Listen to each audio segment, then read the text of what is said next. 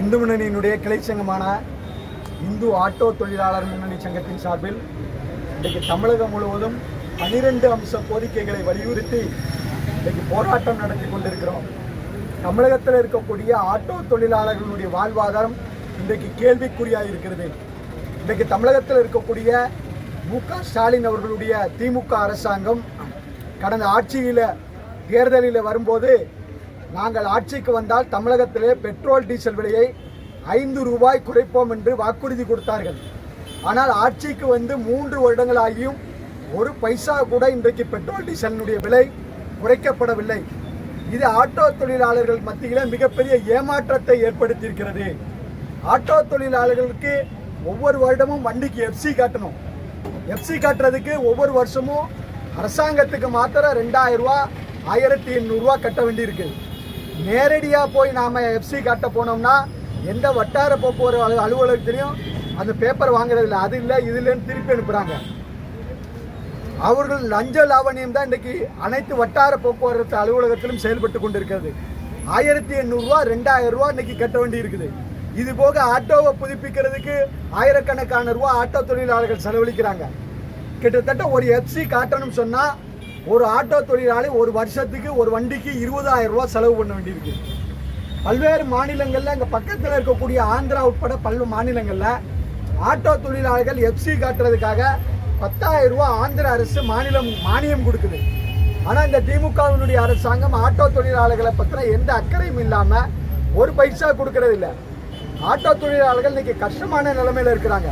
எப்படி ஆந்திரா மாநிலத்தில் 10,000 ரூபா மானியம் கொடுக்கப்படுகிறது எஃப்சிக்கு, அதே போல் தமிழக அரசிலும் கொடுக்கப்பட வேண்டும் அப்படிங்கிறது இன்றைக்கு கோரிக்கை.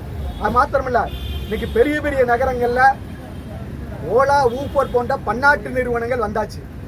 ஆட்டோ தொழிலாளர்களுடைய வாழ்வாதாரம் இன்றைக்கு கேள்விக்குறியாக இருக்கிறது. பன்னாட்டு நிறுவனங்கள்லாம் வந்து தொழில் பண்ணும்போது சாதாரண 300 ரூபா 200 ரூபாய்க்கு ஆட்டோ ஓட்டி கொண்டிருக்கக்கூடிய சின்ன சின்ன ஆட்டோ தொழிலாளர்கள்லாம் பெரிய பெரிய பன்னாட்டு நிறுவனங்களோட போட்டி போட முடியுமா? இன்னைக்கு ஆட்டோ தொழில் மத்தியில் பன்னாட்டு நிறுவனம் வந்ததுனால ஆட்டோ தொழிலாளர்களுடைய வாழ்வாதாரம் பாதிக்கப்படக்கூடிய சூழ்நிலை இருக்குது. இதை தமிழக அரசாங்கம் தடை பண்ணணும். கம்யூனிஸ்டுகள் இன்னைக்கு திமுகவினுடைய அரசாங்கத்தில் அங்கம் வகிக்கிறாங்க. திமுகவினுடைய கூட்டணி கட்சின்னு கம்யூனிஸ்டுகள் சொல்றாங்க. ஆனால் தொழிலாளர்களுடைய வாழ்வாதாரத்தை பற்றி எந்த அக்கறையும் இல்லாமல் கம்யூனிஸ்டுகள் தொழிலாளர்களை வைத்து இன்றைக்கு பிழைப்பு நடத்தி கொண்டிருக்கிறார்கள். இன்றைக்கு தமிழ்நாட்டில் போக்குவரத்து தொழிற்சங்கம் உட்பட பல்வேறு தொழில் மையங்கள் எல்லாம் தனியார் மையம் ஆகி கொண்டிருக்கிறது. அரசு போக்குவரத்து கழகம் இன்றைக்கு மெல்ல மெல்ல தனியார் மையம் ஆகி கொண்டிருக்கிறது. கம்யூனிஸ்டுகள் அதை பற்றி வாயை திறக்க மாட்டேங்கிறாங்க. அரசு ஊழியர்களில் இருந்து ஆட்டோ தொழிலாளர்கள் வரைக்கும் பல்வேறு ஊழியர்களுக்கு அதை செய்வோம் இதை செய்வோம்னு கம்யூனிஸ்ட் தொழிற்சங்கங்கள் ஏமாத்தினாங்க.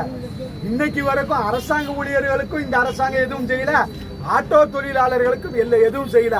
எல்லா தொழிலாளர்களையும் நசுக்கக்கூடிய ஒரு சர்க்காராக இன்றைக்கு திமுக சர்க்கார் இருந்து கொண்டிருக்கிறது. குறிப்பாக தூத்துக்குடி மாவட்டத்தில் இங்க பழைய பஸ் ஸ்டாண்டு வந்து புதுப்பிச்சாங்க மத்திய அரசாங்கத்தினுடைய ஸ்மார்ட் சிட்டி திட்டத்தில். இந்த ஸ்மார்ட் சிட்டி திட்டத்தில் இந்த பஸ் ஸ்டாண்டு புதுப்பிக்கப்பட்ட போது அங்கே ஏற்கனவே இருந்த பிள்ளையார் கோயிலை இடிச்சாங்க. அது ஆட்டோ தொழிலாளர்களும் அங்கே இருக்கக்கூடிய பொதுமக்களும் ஓட்டுநர்களும் நடத்துனர்களும் உருவாக்கிய கோயில்.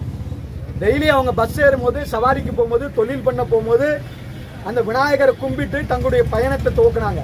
இன்னைக்கு அந்த கோயிலை இடிச்சிருக்காங்க. இடிச்ச கோயிலை கட்டித்தரணும்னு சொல்லி தூத்துக்குடி மாநகராட்சிக்கு பலமுறை கோரிக்கை வச்சதும் கூட இன்றைக்கு வரைக்கும் மாநகராட்சி நிர்வாகம் அது எந்த நடவடிக்கை எடுக்கல. சிறுபான்மைக்கு ஒரு பிரச்சனைனா உடனே தூத்துக்குடி மேயர் கவலைப்படுவார்.